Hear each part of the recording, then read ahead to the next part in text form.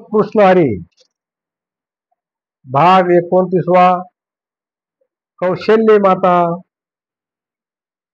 देवदेवताला विनंती करून महालामध्ये आलेली आहे आणि रामाने कौशल्य मातेचं दर्शन घेतलं आणि सांगितलं माते जाण्याची परवानगी दिली. कौशल्य माता म्हणली बा जा.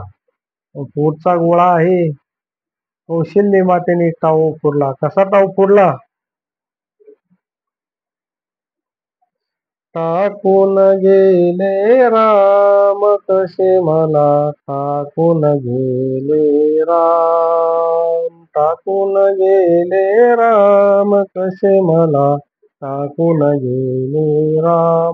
राम विन चैन पडेना सुसत नाही काम कसे मला टाकून गेले राम.